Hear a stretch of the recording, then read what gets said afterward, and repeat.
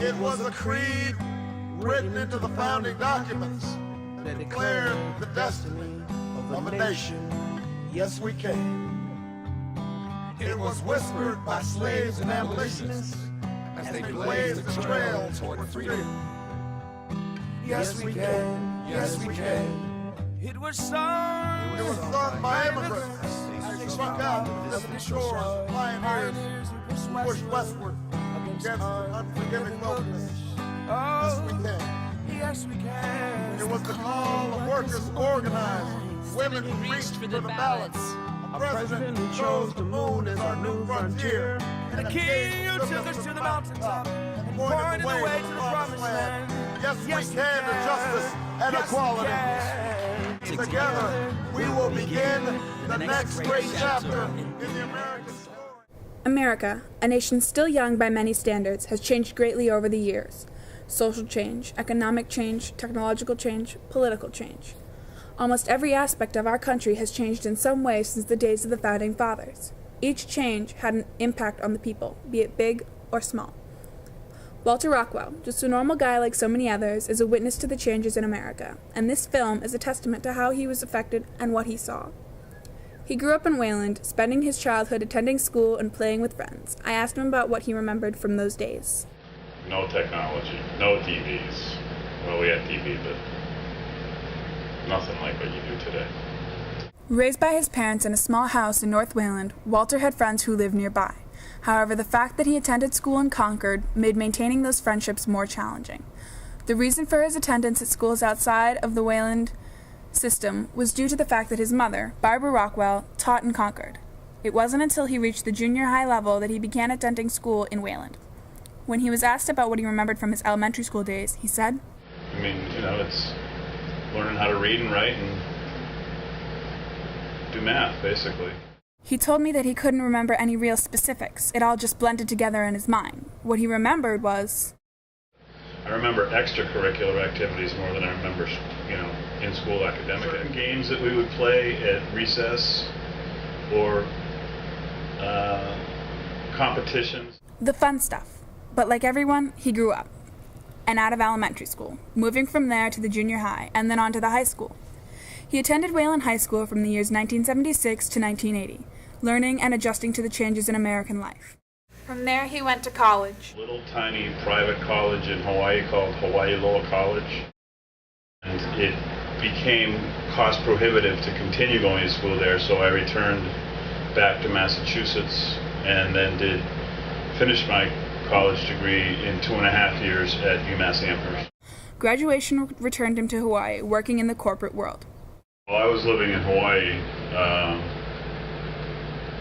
I met my wife and we began our family there. When we moved from Hawaii to Massachusetts, I began taking my children to a preschool.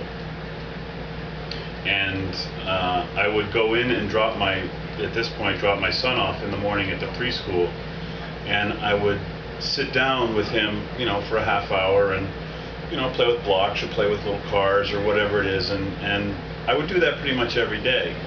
And after a little while, other kids started coming over and hanging out with us and playing with us, and pretty soon every morning I'd spend a half hour, 45 minutes, goofing around with these little 4-year-old kids. And my son's teacher, her name was Pat Frazier, and she still actually teaches at Children's Way. She asked me one day, she came up to me and she said, "Are you a teacher?" And I said, "No." And she said, "Well, you should be."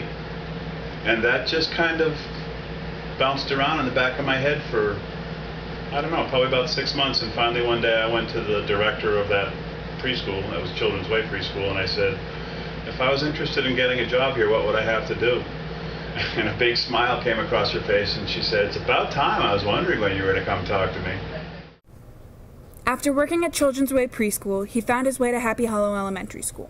I am a teaching assistant, which means that my job is, I'm a special needs teaching assistant. My job is to follow generally 1 and sometimes 2 special needs students for a year or 2, depending on the relationship and how things go, through their school day and their school year, just trying to help them keep up to speed with everybody else and what's going on. I am just finishing up my 10th year there. Spending 10 years in a teaching environment, helping students grasp what they were studying, gave Walter a good idea as to how teaching happens and how it's changed since his own days learning in school. You know, the curriculum hasn't really changed. The delivery method changes pretty regularly. I asked him what other changes he had noticed. First would be access to information,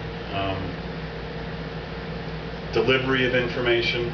As an example, when I was a student in high school, high tech was what's called a film strip. I don't even know if kids these days know what a film strip is. It's a machine that takes and shows a slide, and you play a tape. I don't even know if kids today know what a tape is. A cassette. There's a cassette that goes with it. And so you play the cassette, and the cassette cues the machine to advance the slides. And there's probably 12 or 15 slides on a reel. And so the cassette, plug in the cassette, turn it on, and it talks to you about the first screen, and then it goes beep, and it advances to the next picture. And these are snapshots. These are slides. It's not a video. And then it goes beep, and it advances to the next one, and the little tape tells you what's going on. That's high tech when I was going to school. The computers we had when I was going to high school, there was a room in the, what I think is now the Math and Science building. There was one room, and it had probably 6 or 8 computer terminals, and each computer terminal was the size of a desk. And you could only program, there was no such thing as software, and you could program yourself in a programming language called BASIC. And your programs could be put on a tape which punched holes, and then you would feed the tape back in and it could read off the holes that it punched. A piece of paper, essentially, you know. I mean, just the technology shift is huge. I guess basically it's the amount of information and the way you can access the information that's changed so much. Delivery methods for information now, whether it's by video or by, headsets, books on tapes, things like that. Certainly computer access has changed.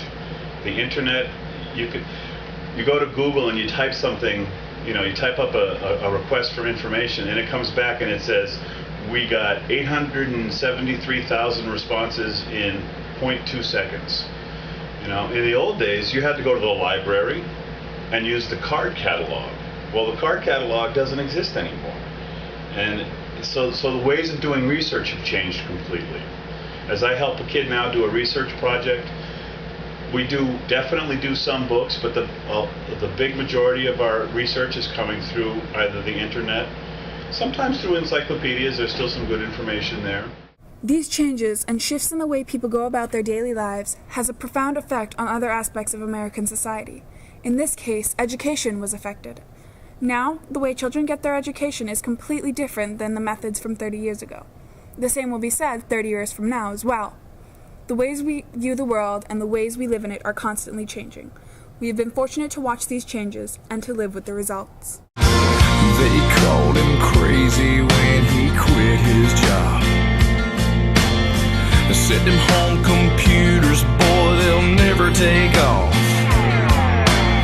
Well, he sold his one-man shop to Microsoft, and they paid like crazy.